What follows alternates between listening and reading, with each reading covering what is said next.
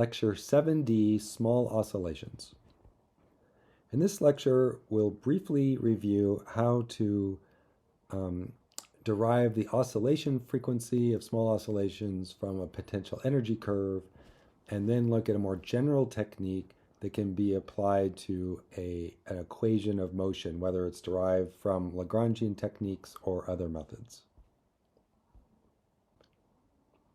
So first, remember, if we have a potential energy curve, U of x, we can find the equilibrium point by setting the derivative of u with respect to x equal to 0, which is the same as finding the points where the net force is 0. So once we found the equilibrium point,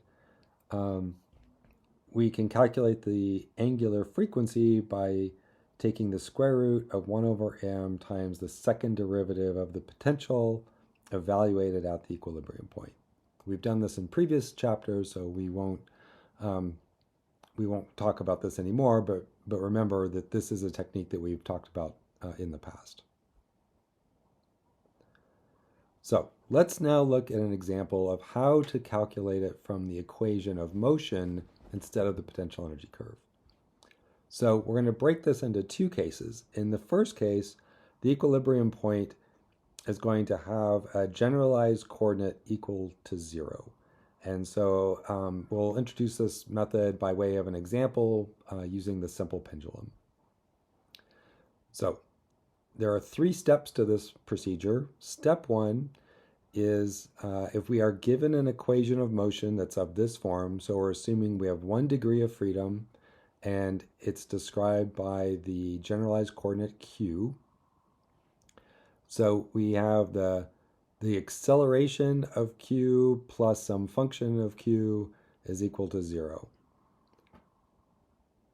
To find the equilibrium points, we set q double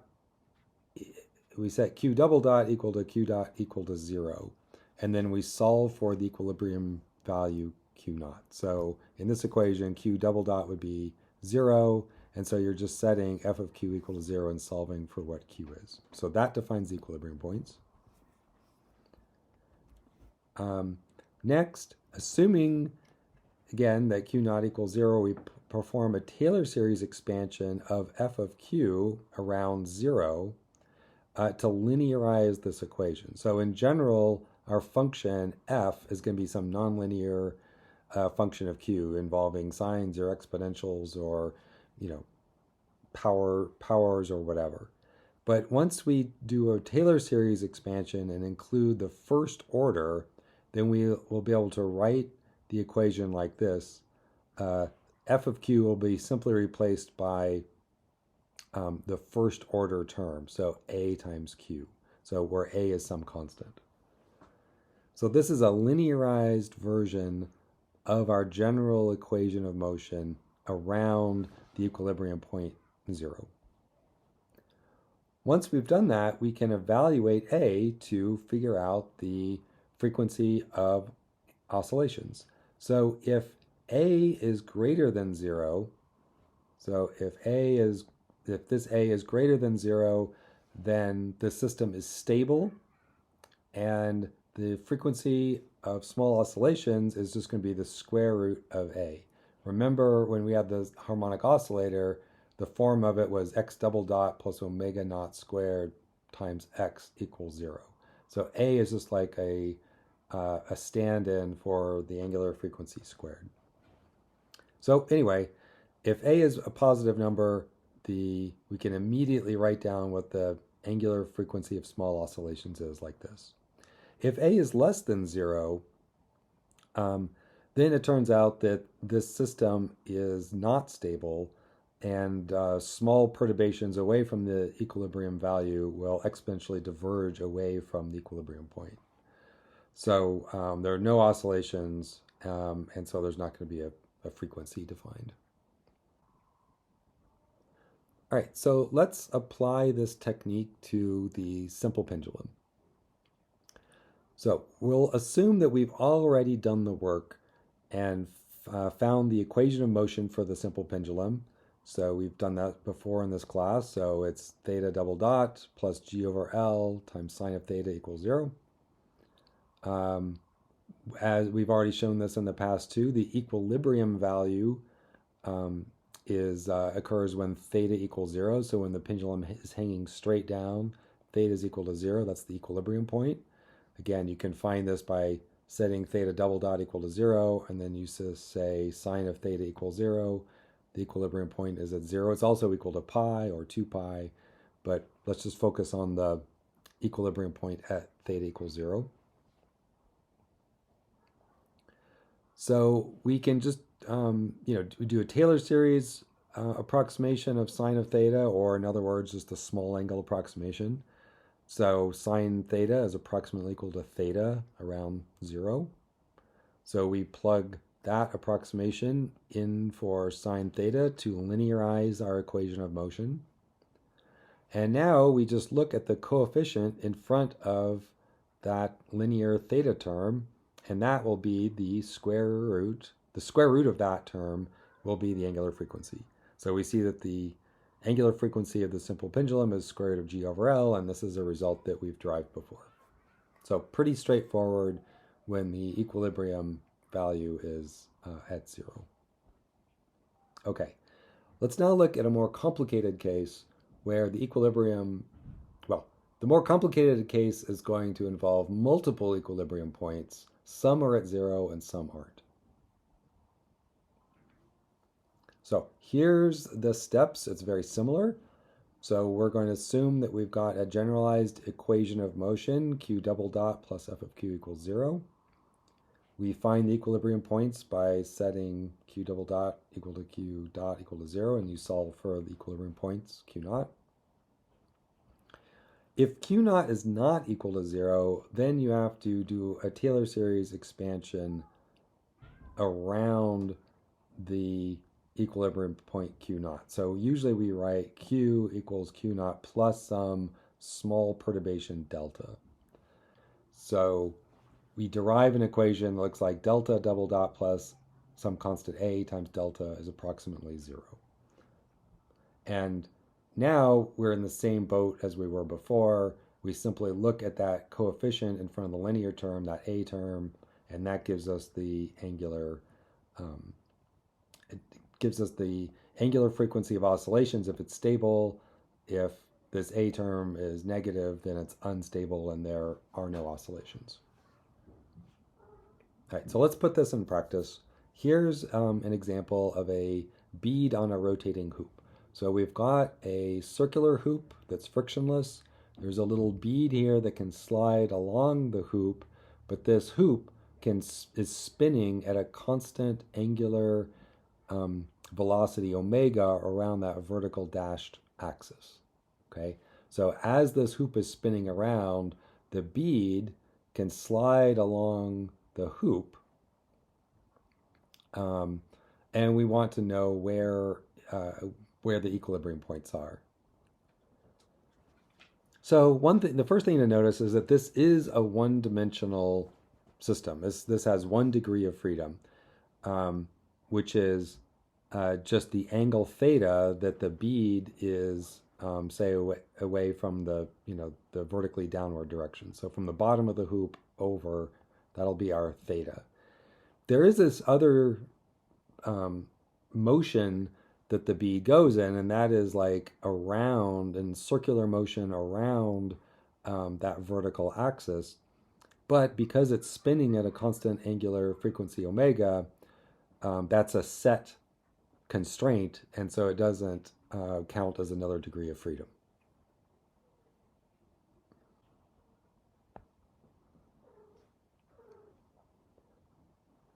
Okay, so the first step is to write down the Lagrangian so that we can calculate the equation of motion from the Euler-Lagrange equation.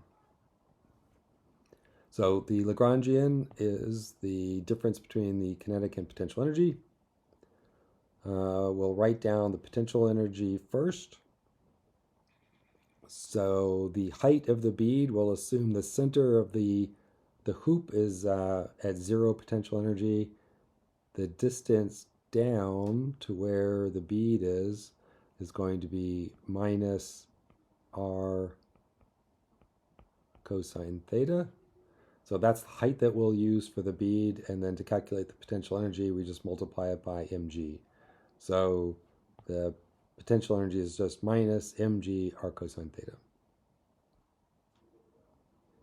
The velocity of the bead has two components in spherical coordinates. It's going to have a theta and a phi component. The theta component is going to be this component of the velocity, that's v theta.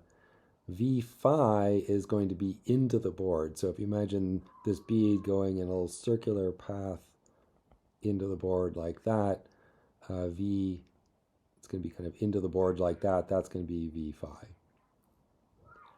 So if the velocity has these two components, V theta and V phi, the total kinetic energy is 1/2 mv squared. But if we have two orthogonal components, v squared is just going to be v theta squared plus v phi squared. This right here is actually v theta. This part right there is v phi. So I switched the order from over here, from here. V theta is simple. It's just, v theta is just simply r theta dot, and then you square it, so you get r squared theta dot squared. V phi, well, you need to look at the radius of the circle here. So that radius right there is going to be r sine theta. So V phi is going to be omega times r sine theta. And then you have to square it because you have v theta squared. Anyway, you can stare at this a little bit longer, but this is the total kinetic energy of the bead. So now the Lagrangian is you simply subtract. You take the kinetic energy here, and then you subtract the potential energy, you get a negative negative, so you get a positive term here. So that's the Lagrangian. It only depends on one generalized coordinate, so theta, and then we have its derivative, theta dot. Okay, so we have our Lagrangian. We now plug that into the Euler-Lagrange equation. So I've plugged in theta for Q and theta dot for Q dot. When you do that, you can get that the equation of motion is this. I won't go through the details. I'll leave that for you. But this is the equation of motion that you get. To find the equilibrium points, we set theta dot equal to 0. So set theta dot equal to 0. So this term right here is equal to 0, and that's this equation right there. So the solution to this equation are the equilibrium points. So this has so this can be 0 in two ways. Either the sign of theta out front can be 0, or this term right there can be 0 right here. So we're looking for the roots of these two equations to give us our equilibrium points.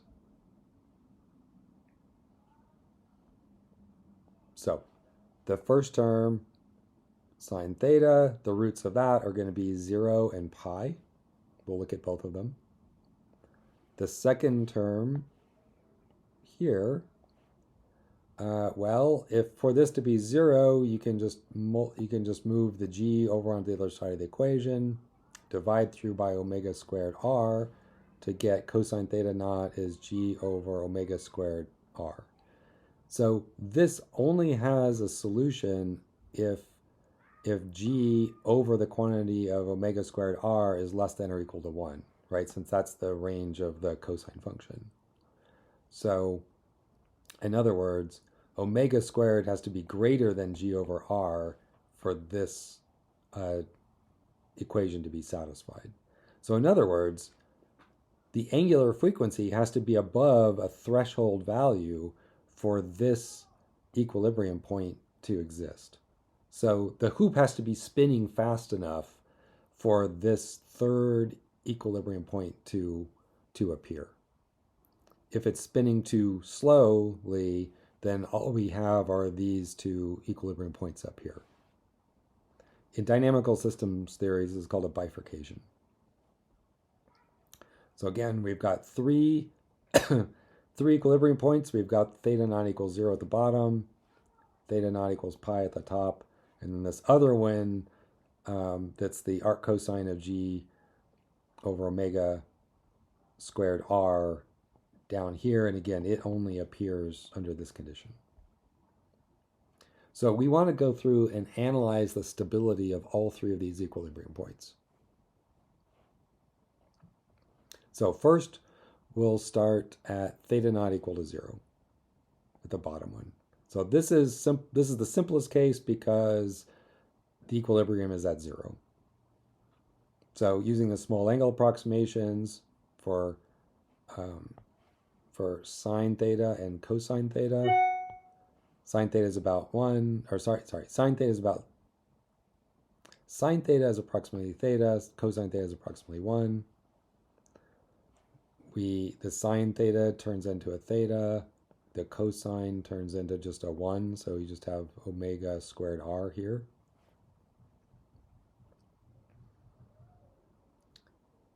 We move this to the other side of the equation to make it look like this. And so notice that this is now in our form delta double dot plus a delta equals 0. So basically, this term right here is the coefficient in front of theta. That's the same as our a here. So a will be g over r minus omega squared. Yep, good. And so the frequency of oscillations is just the square root of a. So it's g over r minus omega squared. Notice that this value of a is positive only when g over r is greater than omega squared.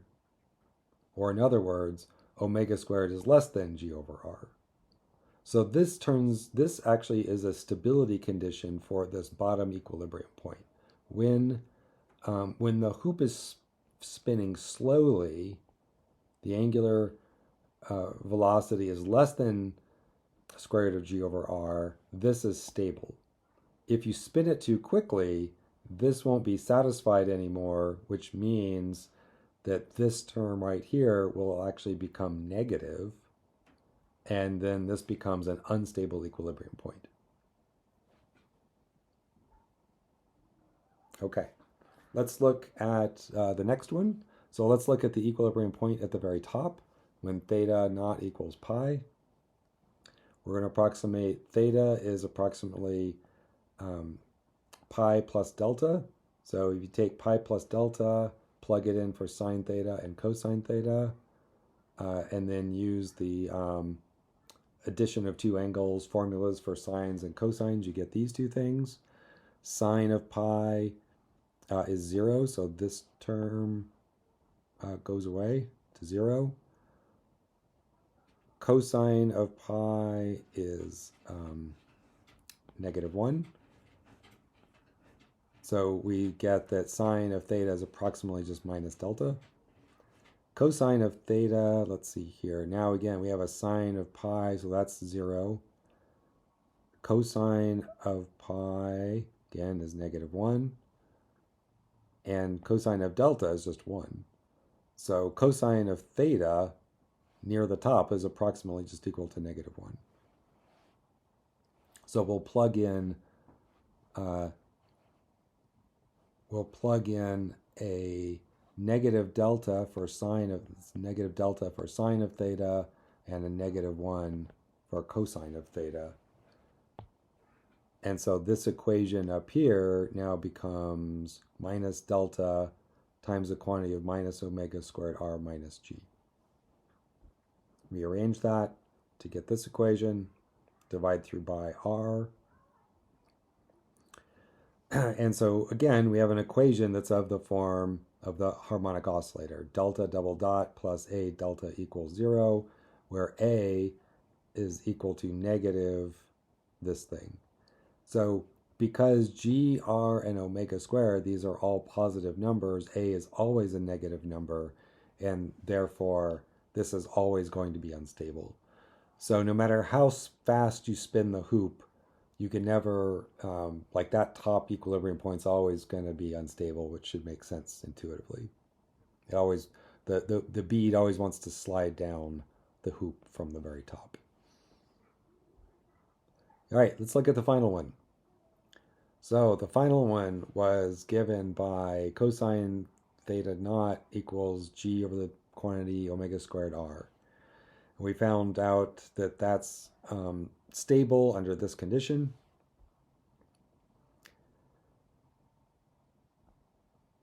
So again, we're going to write theta equals theta naught plus delta. We're going to use the same tricks that we did before.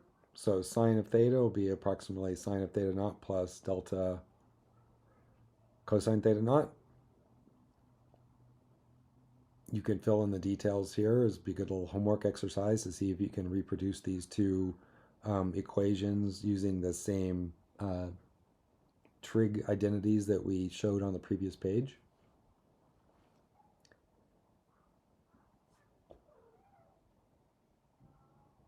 So we now substitute sine of theta naught for this that goes in here, and cosine of theta naught for this that goes in for there.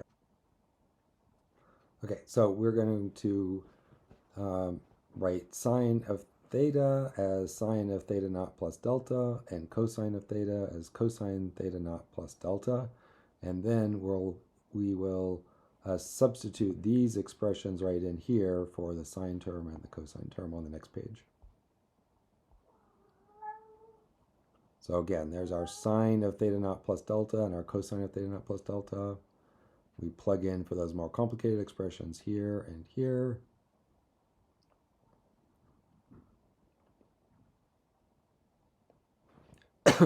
Here we're going to break this first parenthesis apart. So we're writing sine of theta naught times these terms. So sine of theta naught times, again, this thing right here is the thing in brackets there. And then plus delta cosine theta, delta cosine theta naught, times all that. All right, and now we can start canceling stuff out. So this term goes away because we've got an infinitesimal delta here multiplied by another infinitesimal delta. So whenever you have two infinitesimal delta multiplied at delta squared, you can always say that that's much less than delta, and so you set that to 0. So this term goes away. So that simplifies that. I've rearranged this a little bit to group the omega squared r cosine theta minus the g term. I've grouped those together. I've pulled this one outside. The reason is that this term right here is exactly the condition for equilibrium. So sine of theta naught times the quantity of omega squared r cosine theta naught minus g, all that stuff by definition is 0 because that defines what our equilibrium points are. This is from several slides ago. So this whole thing is 0. And this whole thing is 0 because of the condition for this particular equilibrium point that we're on. This equilibrium point was defined by cosine of theta naught is g over the quantity omega squared r. So once we plug this in for the cosine theta, we'll basically get g minus g, and this term cancels out right there. So kind of a lot of stuff going on there in that line. So when you do all that, this is what you get left over with.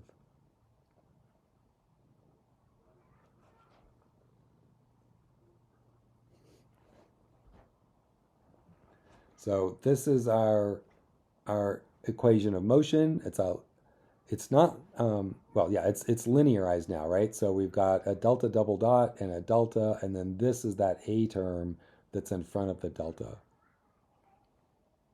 We're going to rewrite this a little bit. So instead of being in terms of theta naught, we're going to write it in terms of the physical parameters. So remember that cosine theta naught is g over omega squared r.